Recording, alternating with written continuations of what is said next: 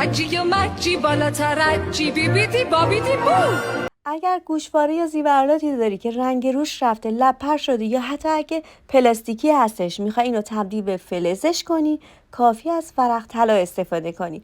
برای اینکه ورق طلا به سطحش بچسبه شما باید چسب ورق طلا بزنید. چسب ورق طلایی که تهیه کردید اگر غلیظ بود یه مقدار آب رقیق کنید تا روون بشه. اول که میزنید سفیده و بعد از 5 ساعت که خشک شد کاملا بیرنگ میشه و نوچ.